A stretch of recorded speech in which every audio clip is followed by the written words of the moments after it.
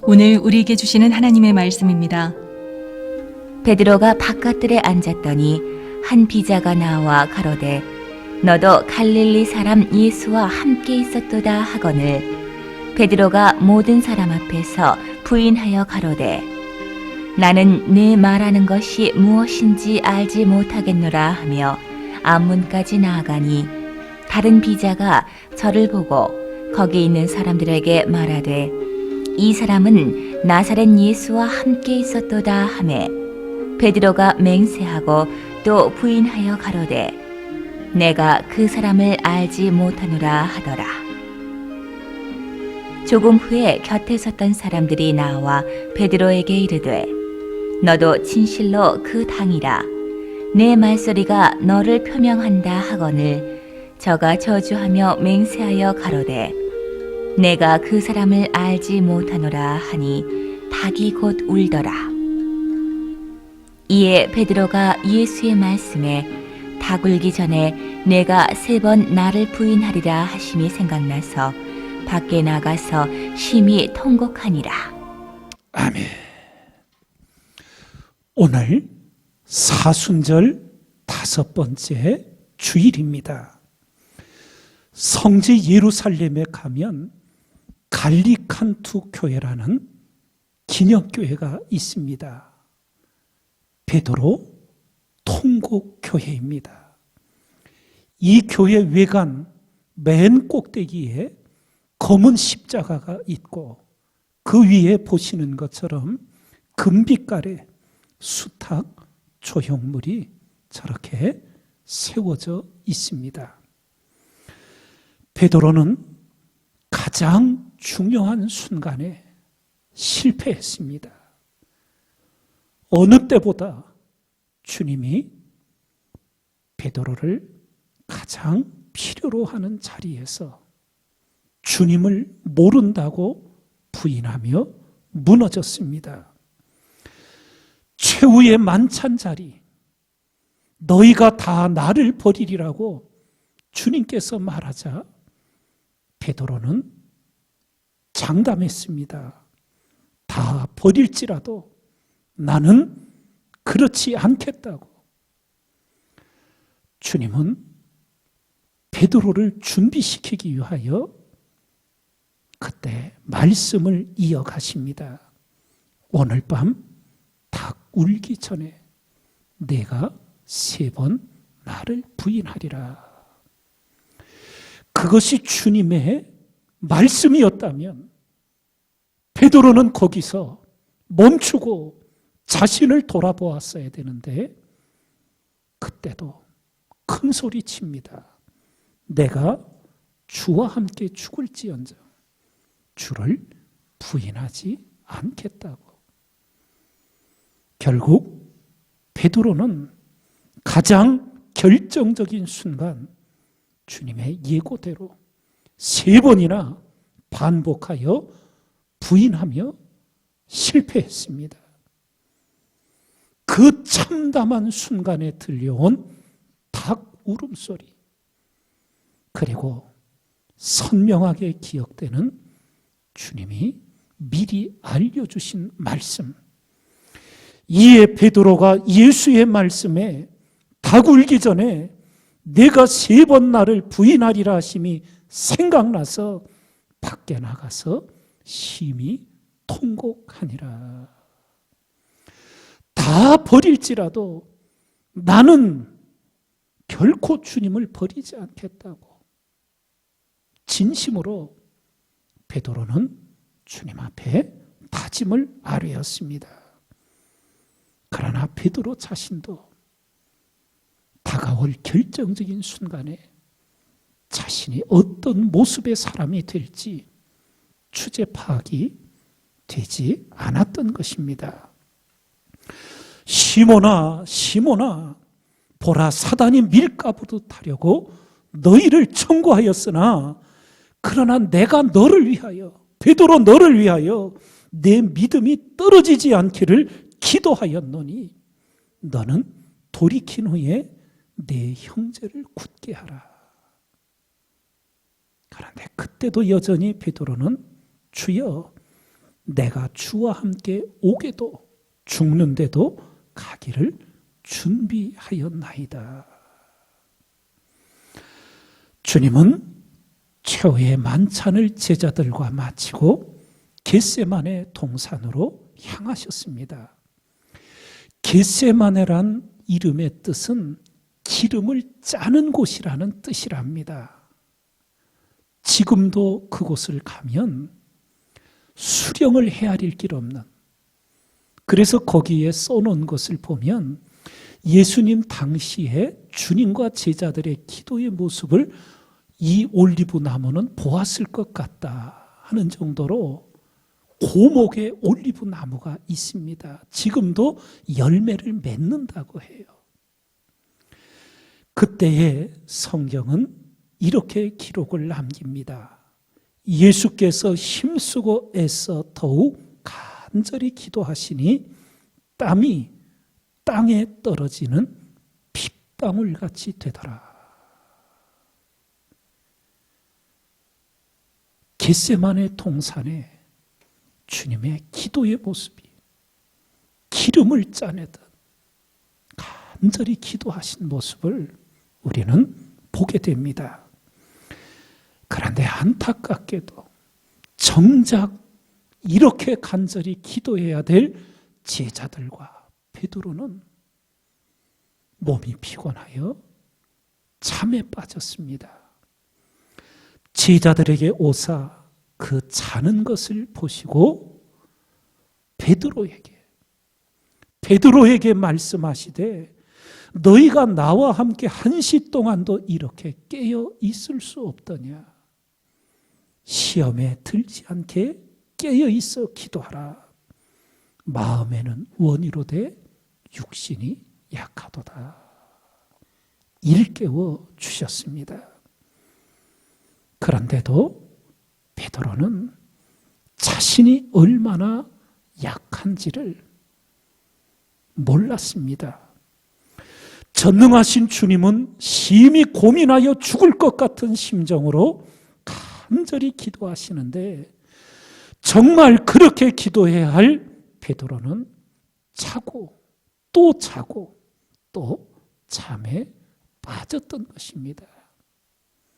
여러분과 제가 하나님 앞에 나올 때마다 주님, 저로 저의 약함을 알게 하소서. 저로 저의 교만을 알게 하소서. 저로 저의 위선을 알게 하소서. 저로 저의 악함을 알게 하소서. 겸손히 엎드려 기도하며 주님의 은혜를 구해야 될 줄 믿습니다. 너는 돌이킨 후에 무너진 자리, 실패한 자리 거기에 머물러 있지 말고 내가 너를 위하여 내 믿음이 떨어지지 않도록 기도하으니 너는 돌이킨 후에 내 형제들을 붙들어 주라고, 굳세게 세워주라고 주님은 그 다음의 일까지 내다보시며 당부를 하셨습니다. 우리 자신의 모습에서나 성경에서나 실패하지 않는 인생은 인류 역사 속에 하나도 없었습니다. 심지어 성경에 하나님의 사람으로 불리는 사람들까지 다 인생의 쓰디쓴 실패를 맛보았습니다. 에덴 동산에서 아담과 하와는 선악과 금령을 어기는 불순종을 행하여 그의 모든 인류에게 사망을 가져왔습니다. 아브라함은 권력자의 위협 속에 생명의 위기를 느끼자 아내를 누이 동생이라고 속이는 거짓말을 했습니다. 사무엘은 어려서부터 성소에서 엘리 제사장의 영적 지도 속에 자랍니다. 그리고 그곳에서 엘리 제사장의 두 아들 홈리와 비느하스의 망령된 행실들을 보았고 결국 그 두 아들로 인해 엘리 집안이 하나님의 심판을 받아 망하는 참담한 모습을 지켜보아야 했습니다. 그런데도 사무엘조차 자식 농사에 실패를 합니다. 골고다를 향하여 십자가를 지고 가시는 주님의 그 참담한 모습을 보며 따르는 예루살렘의 여인들이 울며 따랐지요. 주님께서 그들을 돌아보시며 말씀하신 것, 나를 위하여 울지 말고 너희와 너희 자녀를 위하여 울라 하신 말씀을 기억하게 됩니다. 하나님에게 충직했던 모세가 광야 이스라엘 백성을 인도하던 길에 이스라엘 백성들의 너무 악한 원망에 지쳐 한순간에 불순종과 교만에 빠집니다. 무리바 물가에서 반석에게 명하여 물을 내라고 하신 하나님의 명령에 분노하여 반석을 2번이나 지팡이로 내리치며 이스라엘 악한 백성들에게 말합니다. 우리가 너희를 위하여 이 반석에서 물을 내랴. 하나님이 내시는 물을 이제는 모세가 아론까지 끌어들여 자신들을 하나님 자리에 앉혀놓는 교만 속에 우리가 물을 내줄까? 그러며 무너지고 말았습니다. 다윗은 하나님의 강성케 하시는 은혜 속에 나라가 평안하여지자 안일함에 빠져 밧세바와 간음을 하게 되었고 임신했다는 소식이 들려오자 그것을 감추기 위해 전선에 나가 있는 우리아를 불러들여 집으로 보내려고 하여 그 모든 죄악을 덮으려고 했지만 충직한 우리아는 집으로 가지 않았지요. 결국 간교한 다윗은 우리아의 손에 밀서를 들려 요압 장군에게 보내지요. 우리아를 최전선에 세워 적군의 손에 죽게 하라고. 간악하고 간악한 살인 교사의 죄악을 행합니다. 처음부터 마지막까지 성경 전체가 인간 실패에 관한 이야기들입니다. 그런데 우리는 정말 중요한 것을 알고 있습니다. 실패하지 않은 인간은 하나도 없는데 실패한 그 다음에 어떤 사람은 회복하여 하나님 나라의 기둥이 되고 어떤 사람은 멸망의 길을 달려간 그 갈림길, 실패한 그 다음이 정말 중요하다는 교훈을 성경에서 우리는 배우게 됩니다. 베드로는 그 결정적인 순간 주님을 부인하며 무너졌지만 말씀을 기억하며 심히 통곡하는 가운데 다시금 주님의 은혜로 회복의 자리로 나가 교회의 기둥이 됩니다. 그러나 주님을 은 30에 팔았던 가룟 유다는 그 은 30을 대제사장들에게 돌려주기는 했지만 스스로 목매어 죽는 멸망의 길을 가고 말았습니다. 다윗은 나단 선지자를 통하여 죄악을 깨닫자 그 죄악을 인정하고 금식하며 밤새도록 땅에 엎드려 회개하였습니다. 내가 여호와께 죄를 범하였다고. 그러나 사울왕은 블레셋과의 전쟁을 앞두고 사무엘 선지자가 더디 오자 제사장만이 드릴 수 있는 번제를 스스로 집전합니다. 사무엘 선지자가 당도하여 왕이 망령되이 행하였다 책망하자 사울왕은 변명하기를 부득이하여 했다고. 때가 되어 광야에 도적돼 아말렉 족속을 짐승까지 진멸하라고 했을 때 사울왕은 정치적인 계산으로 아말렉의 아가왕을 살려두고 짐승들 가운데 좋은 것들을 살려두었습니다. 사무엘 선지자가 그곳에 당도할 때 짐승 우는 소리가 들려 이것이 무슨 소리냐고 사울왕을 책망하자 사울왕은 또다시 자신의 탐욕을 회개하기는커녕 이렇게 둘러댑니다. 여호와께 제사하려고 남겨두었다고. 결국 사울왕은 회복을 못하고 블레셋과의 전쟁에 패한 자리, 자기 칼에 엎드려져 자결하는 것으로 멸망의 길로 향하고 말았습니다. 다 실패했습니다. 그런데 어떤 자는 회복이 되고 어떤 자는 멸망을 갖는지 여러분과 저는 꼭 기억해야 합니다. 미련한 자는 자기 행위를 바른 줄로 여기나 지혜로운 자는 권고를 듣느니라고.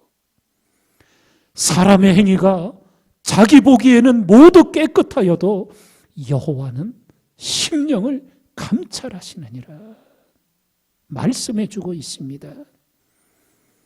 실패를 헛되이 하지 않는 지혜를 우리는 성경에서 배워야 합니다.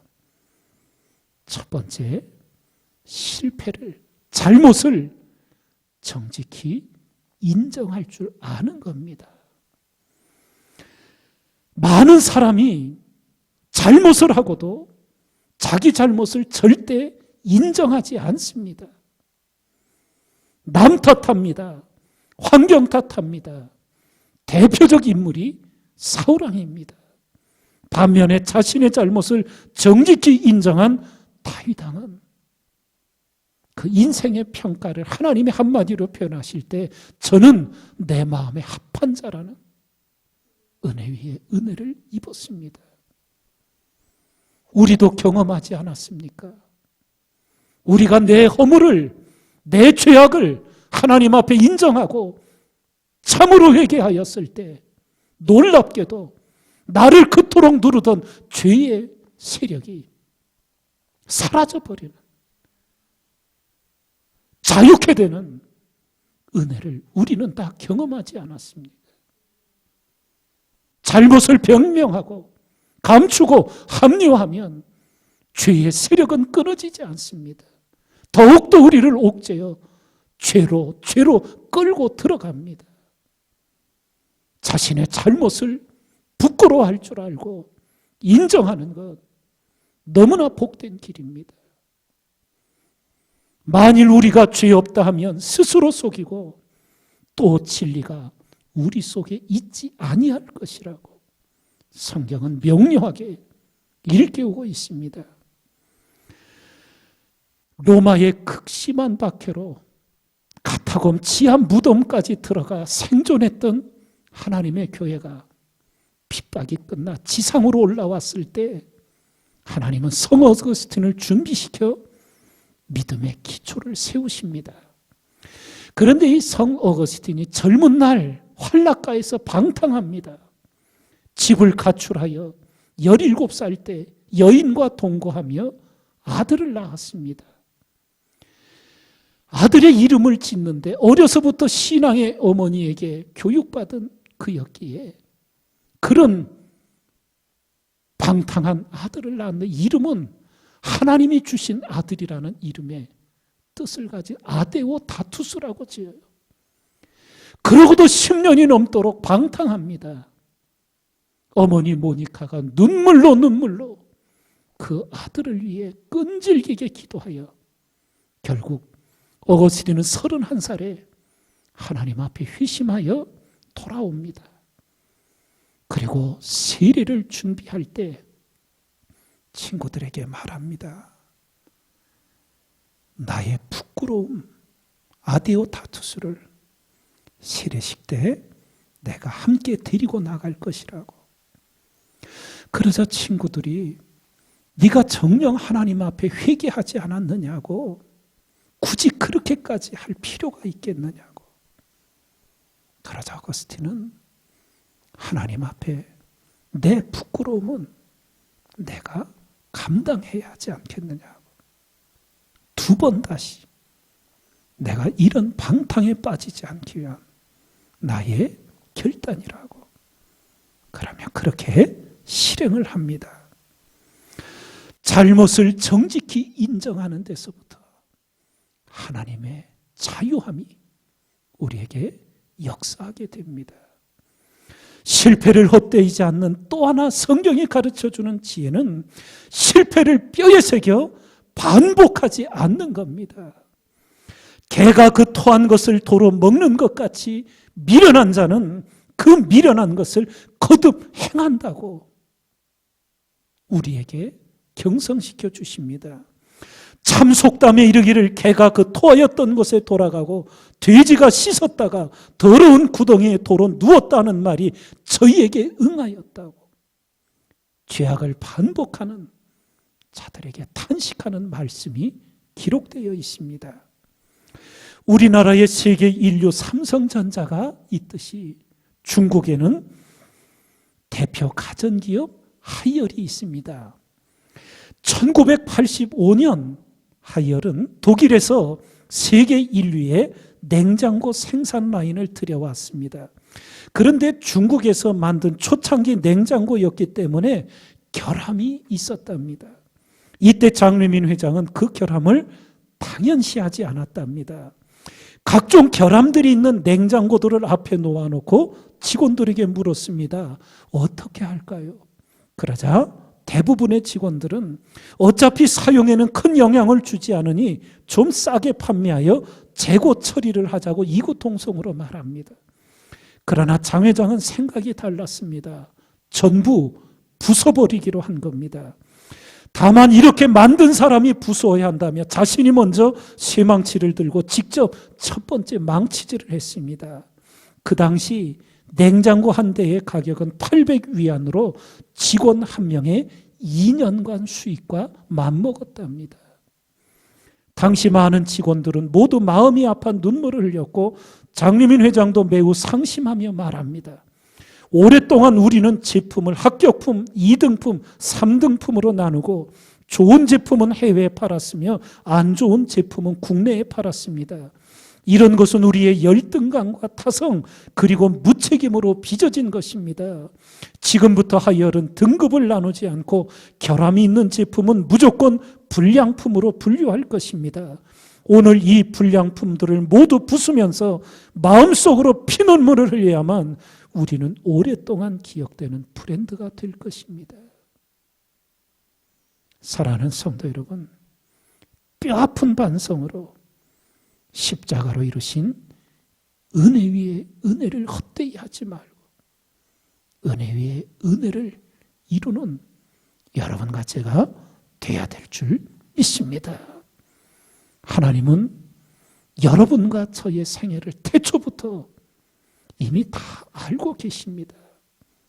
그래서 성경에 기록해 주시기를 죄가 더한 곳에 은혜가 더욱 넘쳤다고. 아브라함의 아버지가 뭘 만들던 사람인지 아십니까? 우상을 만드는 사람이었어요. 우상을 만들어 파는 집 아들 아브라함을 믿음의 조상으로 세워주신 분이 하나님이십니다. 속임수로 장자의 축복을 가로챈 야곱을 이스라엘의 영적 장자로 세우신 분이 하나님이십니다. 간음과 살인교사로 사형에 처해져야 할 다윗을 하나님 마음에 아픈 자여 무엇보다도 인류의 구원을 이룬 메시아의 조상으로 삼아주신 분이 하나님이십니다. 기독교 최고의 핍박자 바울을 기독교 최고의 선교사로 세우신 분이 하나님이십니다. 그러기에 여러분과 저는 집안 탓하며 환경 탓하며 나는 안 됩니다, 틀렸습니다 하며 핑계해서는 안 됩니다. 나는 할 수 없지만, 사람은 할 수 없지만 하나님으로서는 다 하실 수 있다고 성경이 선포해 주셨기 때문입니다. 우리는 다 제2의 베드로가 될 수 있습니다. 회복한 베드로가 교회의 기둥으로 서는, 하나님 나라의 기둥으로 세워지는 이 은혜 위의 은혜가 여러분과 저에게도 임하여 있습니다. 확인할 길 없는 이야기가 전해옵니다. 베드로는 그 일 이후 일생 동안 그 맛있는 닭을 먹지 않았대요. 그 맛있는 양념 통닭을. 확인할 길은 없어요. 근데 상상력을 동원해 보면 베드로는 닭만 보면 그때 일이 기억나. 너무나 부끄러워서 닭을 외면했던 것은 아닐까. 혹도 한 걸음 더 나가 닭만 보면 그때 그 새벽닭 울음소리가 자기의 영혼을 일깨워서 하나님 앞에 통곡하며 회개할 수 있게 해줬기에 너무나 고마워서 닭을 먹지 않진 않았을까. 즐거운 상상을 해봅니다. 오늘 내 심령을 일깨우는 하나님이 보내신 닭울음 소리가 들려오고 계시는지요? 우리 영혼을 일깨우는 닭울음 소리가 두 번이 아니라 수천 번 울려도 정신 못 차리고 있지는 않는지요? 어려서부터 함께 자란 친구가 있었는데 가톨릭 신부가 되었답니다. 그리고 본인 자신은 교회 신실한 성도로 살아가는데 어느 날 너무나 궁금하여 가톨릭 신부가 된 친구에게 물었대요. 고해실에서 가장 많이 다루는 문제가 무엇냐고. 여러분 이걸 아시는지요? 가톨릭 신부들이 훈련을 받으며 고해실에서 신자들이 고해 성사한 내용을 누군가에게 얘기를 한다거나 하면 신부직을 파직당합니다. 그만큼 엄격합니다.